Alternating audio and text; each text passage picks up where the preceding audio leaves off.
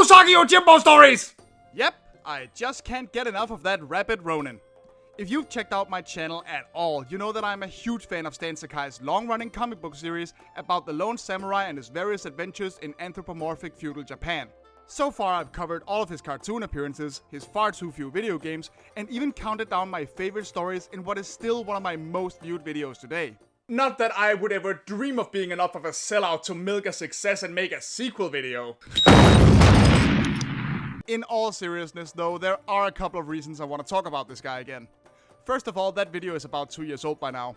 Second, Usagi is celebrating his 35th year in publication while I recently turned 30 myself. Third, the upcoming animated series is finally showing a bit of life. And fourth, the series recently switched from Dark Horse Comics to IDW Publishing. So it seems to me like there's no better time to bring up some more awesome Usagi stories. Now, last time I made one of these videos, I kept things very formal because I wanted to make my respect for the series and for Stan Sakai crystal clear to everybody watching. This time I'm going to be a little more loose and a little more jokey, more in line with the rest of my work, since, well, you guys received the last video so well, I'm just much more comfortable talking about Usagi now. So thanks for that, everybody. Oh, and while I will try to avoid it, some of these will have some spoilers, as the stories can't be hard to discuss without them, so please watch this video with caution. With all that said, let's put on our casa and hit the road with Usagi once more.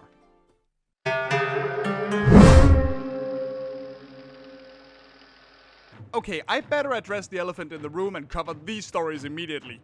The Grasscutter saga is without a doubt the absolute biggest event in all of Usagi Yojimbo history. And there is no doubt that the story of almost every major player in the setting chasing after the legendary and maybe even magical sword Grasscutter in order to prevent it from falling into the wrong hands to be used as a political weapon is absolutely epic in scope and presentation. Hell, my not including it in the last video made even Stan Sakai himself take to Facebook to be all like, "Hey man, what the heck's the matter with you?" Sorry, Stan. Honestly, the main reason I didn't include it in the last video was just because it would be too obvious. And I really wanted to spotlight another story that did the big crossover first, and that I thought had a very interesting premise. That being the Dragon Bellow conspiracy. But still, Grasscutter 1 and 2 are obvious choices for a reason. You get more action, intrigue, and drama here than you could shake a stick at. Damn near every character of any importance has a stake in the story. It leads directly into the Sparrow story arc I praised in the last video, and it even introduces a few new characters to absolutely fantastic effect. By all accounts, Grasscutter is essential Usagi Yojimbo reading, no matter how you slice and dice it. I'd just recommend reading a few smaller solo stories first to have more appreciation of the characters before diving into this one.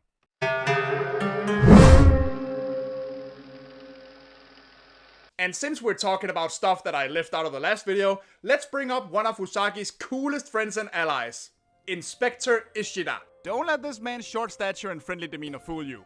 Inspector Ishida is possibly one of the nicest people you could possibly come across in all of Usagi Yojimbo, but this criminal investigator just might also be one of the most badass simply for his attitude. Being a detective in feudal Japan was hard work. You weren't allowed to touch or examine the corpses beyond a quick look for religious reasons, and society was thoroughly rigged in favor of the rich and ruling classes thanks to a very strict caste system. In other words, authorities and nobles could, and often did, get away with murder. But not on Ishida's watch. Ishida believes firmly in the law being equal for all and does everything in its power to bring everyone to justice. It's just a delight seeing Ishida work and solve crimes, rarely using anything other than his wits, his own two eyes, and some occasional input from Usagi. This guy's mind is as sharp as Usagi's swords, and I mean, you've seen how easily those things lob off people's heads. But we're not here just to talk about the character. We're here to pick a story featuring the character, and oh boy, that is easier said than done. Ishida's stories bring yet another genre to the already versatile series with the addition of murder mysteries, and they're all pretty awesome. But while his debut story, The Hairpin Murders, may still be one of the most memorable, and the more recent The Hidden is one of the more ambitious ones, I'm going to end up having to go with Murder at the Inn. When Usagi and Ishida apprehend a dangerous bandit, they take shelter in a small, otherwise closed inn for the night when a rainstorm hits, and here they meet a variety of colorful characters. These include a snotty noble and his bodyguard, a paper merchant, and a friendly, if slightly skittish innkeeper. However, during the night, a precious poem from the merchant's stock disappears, and both he and the bandit are found murdered. The inn is far from the nearest town and a storm is raging. In other words, the killer has to be someone staying at the inn. Now, if all of that sounds like a very familiar setup, you're right. This story doesn't get my pick because it's the most unique Ishida story. It gets my pick because it's the most classic murder mystery of them all. Murder at the Inn is basically what would happen if Agatha Christie wrote a locked room mystery set in feudal Japan. All the classic tropes are there. The isolated setting, the colorful cast with various motivations for murder, a solution that stared you in the face the whole time if you paid attention, and even a small bit of a surprise twist at the end. Truly, this is a classic Inspector Ishida mystery.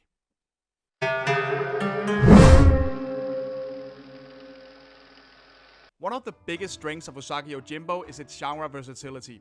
Given the drifting nature of the main character, he may be in a ghost story one moment, a comedy the next, an action drama after that, and so on in all directions. But sometimes, the Ronin gets into situations that make it difficult to pinpoint a specific genre, and The Tower is one of those stories.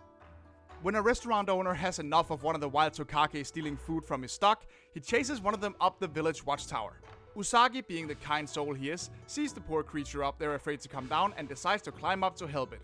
Unfortunately, the guy is a petty bastard that won't let him, and once Usagi starts climbing the tower, he chops down the tower ladder. This leaves Usagi stuck at the top, trying to figure out a way to get both himself and the frightened animal back down without anyone being hurt. And the weather is not on their side. It's just such an odd little story. The situation itself is played fairly straight, but it's full of wacky little moments that give the whole thing a very strange overall mood. I mean, the sheer abuse heaped on the chef makes me want to just call the story a sort of karmic comedy, but Usagi being stuck on top of the tower is played as seriously as the situation merits, and I think that's one of the reasons this leaves such an impact on me. It goes to show how far Usagi is willing to go just to be kind, while allowing plenty of humorous levity. The tower is just fun and interesting, but it's definitely the oddball on this list.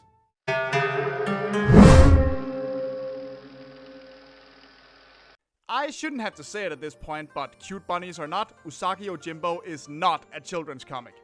Sure, the violence is often cartoonish unless the story requires otherwise, but while nothing too explicit usually happens, the series doesn't exactly hide the existence of things like sex and prostitution. It's just usually not the main focus of a story. And that is, aside from the courtesan. Here, Usagi rescues a young woman named Yoshino from a mysterious gang. He then finds out that she is a member of a brothel called the Lotus House, led by the highly regarded courtesan Lady Mabel, who decides to reward him. With a room for the night! Don't think I don't see you dirty monkeys giggling out there. However, all is not as it seems. As it turns out, Yoshino has been sneaking off to care for a child named Kotaro, Lady Mabel's child, born of one of her affairs with a prominent lord, and brought up in secret to keep him safe from his father's enemies. However, the lord is ill, and his chamberlain is seeking to kill Kotaro just in case the rumors of an heir should prove to be true. And when the chamberlain kidnaps Yoshino and Lady Mabel in exchange for the child, Usagi sets out to set things right. So who was it that ordered the round of intrigue? Because there's plenty of that right here. As it tends to go in Usagi stories, things don't exactly turn out happily ever after, but nonetheless we are treated to a unique and interesting story that deserves some attention. Also, it's just kind of funny to see one of the few occasions where Usagi seems to have a little bit of an itch. I think this might be one of the only times. Except for that one panel in Bridge of Tears where I swear he's checking out Mayumi's ass. Booty, rockin' everywhere. What? Oh, don't look at me like that. Look, you try being a drifter for a couple of years and see if you start missing something. I mean, I'd say for a rabbit, he's showing a hell of a lot of restraint.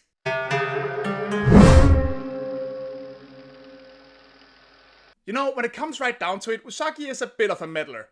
Anywhere he goes, he always puts it upon himself to solve everybody's problems. And frankly, it was just a matter of time before that backfired.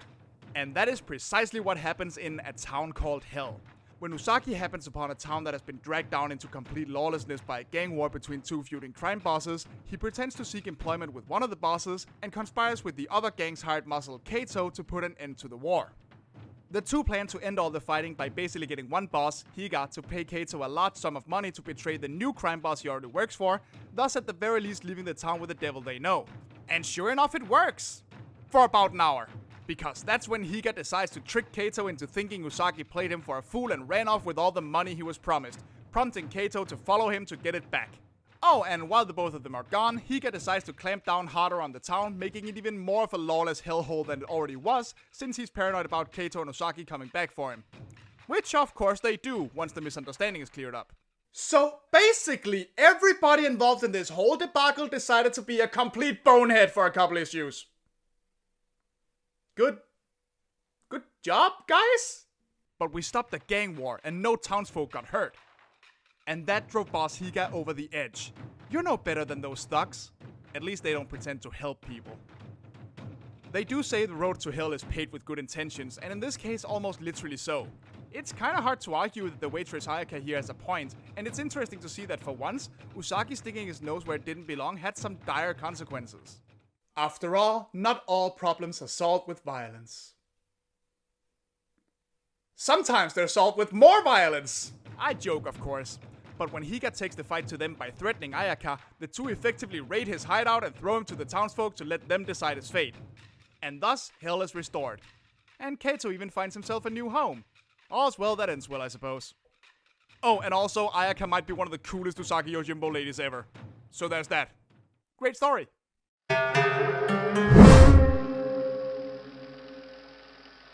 It's not often that Gen gets to go on a solo adventure, but when he does, it's almost always entertaining. It's just a delight to occasionally switch from the ever-noble Usagi to the gruff bounty hunter Gen, who can frankly be a bit of a bastard in the best of ways. But deep down, the big guy does have a heart of gold. And one of the stories where we get to see that is the Outlaw. While competing against his equally gruff but secretly sweet bounty hunting rival Stray Dog Inukai, the two make a bet on who can capture an infamous bandit named Taniguchi first. Gen happens to luck out and capture him, gloating the whole way about the bounty he'll receive. But the guy turns out to be much more complicated than just another bounty, claiming that he simply wants to go see his newborn son, and that he will go with Gen willingly if he just allows him that much. Taniguchi's constant switching between honorable traits and acts and being just as tricky as Gen can be ends up endearing him to the big guy. And soon enough, he starts to question whether or not this man truly deserves to have a bounty on his head. Given that we know how corrupt nobility can be in this setting, Taniguchi's claims that he was framed for the murder of a man who challenged him to a duel in the first place could very well be true, but we don't know for sure. We only know that he actually does have a son and a wife he wants to go see. So really, the reader doesn't know any more than Gen does, and that makes this a fascinating read.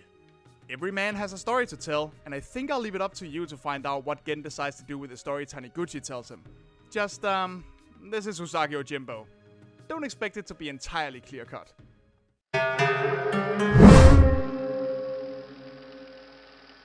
One of my favorite things about Usagi's character that I didn't get to bring up much in the last video is just how well he gets along with kids. Be silent, child! Well, most kids. But seriously, practically any time Usagi stays with a family for the night, be they peasants, merchants, or even nobles, the kids pretty much always instantly like him, and he instantly gets along with them. It's freaking adorable. And it is on full display in TERU BOZU, where he spends a few days in a peasant home. He plays with the kid, teaches him to use stills, teaches him to make the titular good weather charms. He even gives the kid some sweets he bought, which is something that would be quite rare for a peasant child at the time. Of course, the kid eats too many of the candies too fast and ends up having to go out in the middle of the night to use the facilities. And that's when the story takes a sudden, sharp, and absolutely brutal turn straight into King Enma's hell. I wouldn't dream of spoiling how this one turns out, but suffice it to say it stops being cute really fast and becomes probably one of the meanest stories I can think of from the series. This one is on here almost entirely for the whiplash it gives the reader. So, good job, Sakai. You cruel bastard.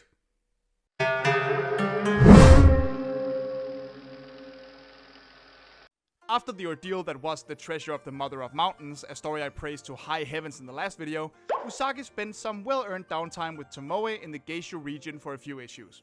I mean, sure, they still had their adventures, but it was mostly a breath of fresh air that allowed the two of them to get close and get to know each other better. Especially when Tomoe starts to open up about her backstory. Contrary to popular belief, female samurai weren't completely unheard of, but they were very unusual. Especially since the term samurai specifically refers to men, and wives of samurai were mainly trained to defend themselves and their children from an attack. So Tomoe being the personal bodyguard of a young lord was definitely noteworthy, and something that required an explanation. At its core, it's a fairly simple story. Tomoe was the daughter of a well-regarded swordsmaster, training and excelling at combat even at a young age, surpassing her brother and hoping to one day take over the school as its new master. However, as by the standards of the time, there was no way her father would let such a thing happen, and Tomoe was instead employed by Lord Noriyuki's parents to be yet another of his mother's servants. Tomoe genuinely did try to do her best with no complaints, but wasn't exactly proper lady servant material to say the very least. Watching her screw up some of her tasks before getting promoted to guard provides some fun Mulan-esque moments. Until the day a rival clan attacks the Lord's home, and Tomoe grabs the nearest sword to defend baby Noriyuki and his mother. Impressed with her skill and bravery, the family then appointed her Lord Noriyuki's personal guardian, and, well, the rest is history. While all of this is naturally super admirable, the real strength of this story, to me at least, lies in Tomoe's childhood years. I mean, first of all, look at how damn cute she is! She's impossible not to love! But then look at how she takes it when her father tells her, in no uncertain terms, that she will never inherit the school. You cannot imagine how my father's words stung my heart. I had trained with the sword all my life, and I knew the skill I possessed. But to hear him say I could never succeed him, then it dawned on me why. Ow, my heart! This panel right here pretty much single-handedly landed the story as spot on this list. Along with the story having the balls to actually portray a relatively sympathetic look at a father who clearly loves his daughter, yet feels forced to uphold the sexist standards of his time. Tomoe's story is a welcome insight into the life of one of the series' longest running and strongest characters, and it deserves tons of recognition for that. But don't you ever do this to me again, Sakai! Jesus Christ!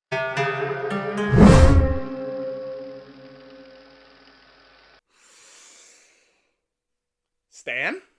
I love your work, I really truly do, but I gotta ask you one thing. What is your problem with little old ladies? I swear, between a mother's love and the story I'm about to bring up, it seems like their sole reason for existing in this series is to tear my heart out with a spoon, eat it, spit it back out, step on it, feed it to a dog, kill the dog, and bury it in an unmarked grave on some distant hill somewhere. It's rough reading, man. It really is. All jokes aside, the fate of the elders is a truly heart-wrenching story. But unlike a mother's love, it manages to be so in a very sweet and selfless way. When Usagi meets a man and his aging mother on their way to meet up with her husband at the top of a mountain, he decides to accompany the two of them, and the three become fast friends on their little journey. Unfortunately, the son sprains his ankle and can't take his mother to the top of the mountain, where she insists he must go. So naturally, Usagi tells him to stay put and carries her up there himself. So far, all is well and dandy. Or at least, it is until Usagi learns what meeting up with her husband really means. I like this view. This is the kind of place where my Katsuo would have stopped. Yes, Katsuo would have chosen here to die. Usagi, naturally shocked at this, demands that she explain. And as it turns out, her son has recently had a daughter and there is simply not enough food to go around in their village. As such, like her husband, she is performing the act of ubaste, sacrificing the elderly for the sake of the young. And as Usagi protests, she gives him a talking to in the gentlest of ways. You would give your life for your lord, wouldn't you, Usagi? Of course, that is what it means to be a samurai. Why can't I do the same for my family, my village? It is not the same. Are you saying that because I'm not a samurai, I cannot know the meaning of sacrifice? No, but even peasants have a sense of loyalty and honor, Usagi. I have had a good life. True, there were hardships, but there was also so much joy. I will die so my granddaughter will live. I am content. And so, Usagi relents.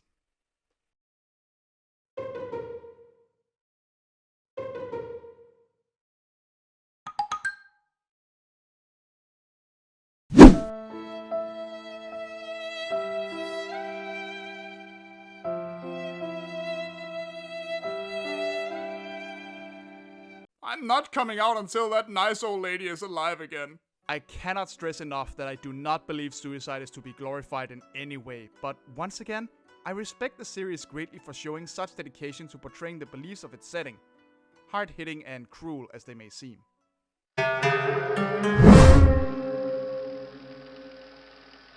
You know how I said Grasscutter is essentially Usagi Yojimbo reading? Well, so is Blade of the Gods, simply for the fact that it introduces Usagi's creepy arch-enemy, Jay. With a spooky setup and an intense battle, this story simply creates history in the franchise that shouldn't be missed.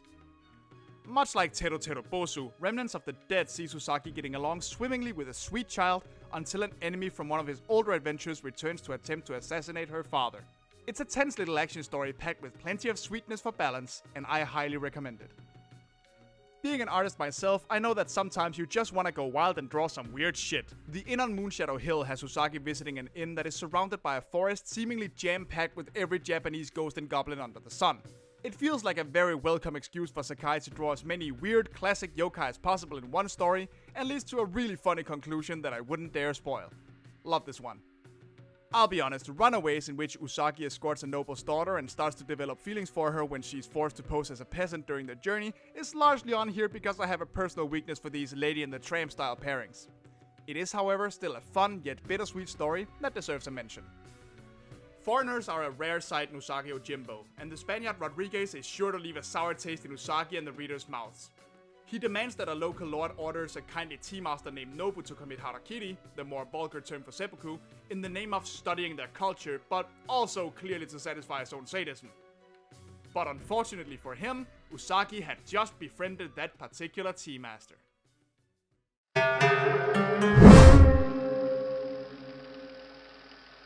Alright, show of hands. How many of you were expecting me to save a Kitsune story for last?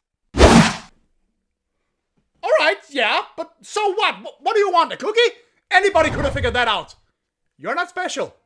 Yeah, I've made it no secret that Kitsune is my favorite character. I'm constantly drawing fan art of her, and I'm even working on a webcomic about her and Kyoko, so it's fair to say I'm a fan. So of course I had to have one of her stories on this list. However, as much as I love her, a lot of her stories are a little bit similar. Kitsune runs a scam, somebody gets pissed off, Usagi gets involved and helps her out, she steals somebody's wallet and goes to the next town to do it all over again. There are a few stories where karma bites her back a bit, but still, you usually know what you're gonna get. This isn't at all a bad thing, mind you, I love her and all these stories to pieces, but it makes choosing one for the list somewhat difficult. What I'm trying to say is, this story might not be the most unique Kitsune story out there, but it is definitely one of the funniest. During a break-in, Kitsune realizes that there is another thief in there trying to get their hands on a scroll containing a fairly shoddy painting. The sudden commotion alerts the guards and Kitsune quickly runs off with the scroll in hand, leaving the other thief to fend for themselves. Unfortunately for her, said thief ends up being none other than Chisu, the renegade Neko ninja, and she wants her scroll back. Double unfortunately, she has absolutely no patience with Kitsune's tricks, and thus, hilarity ensues. Sometimes all you have to do to come up with a fun story is take a good look at your cast of characters and think to yourself, what would happen if these two finally met? In this case, the answer is near Faulty Towers levels of bickering, with a couple of extra death threats and scams thrown in there for good measure. And the result is completely hysterical. Now, there is a fairly serious story being told here, as the painting contains a secret message relating to some illegal trade deals between rather ruthless merchants that would benefit the evil Lord Hikiji. But really, the main draw of this story is watching Chisu try to throttle Kitsune every time she opens her mouth. Oh, and there's also this.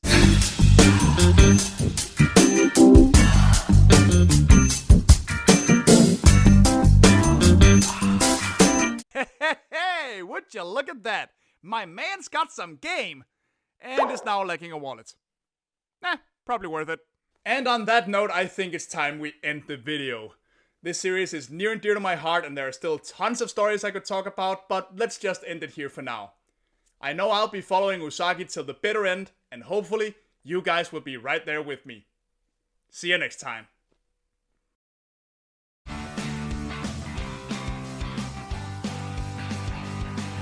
Whew! Alright, as much as I love talking about Usagi, I am beat. There's just too much good stuff for one man to cover in one video. So what about you? Are you an Usagi reader? Do you have some favorite stories I still haven't brought up?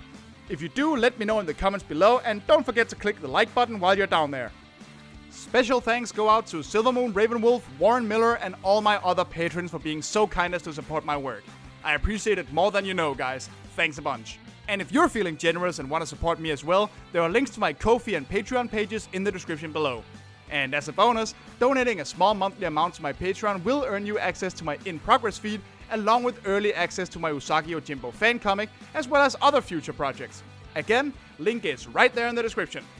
And of course, if you happen to be new to the channel, please hit the subscribe button and the bell to be informed of all future reviews and top 10s of games, comics, cartoons, and other nerdy goodness.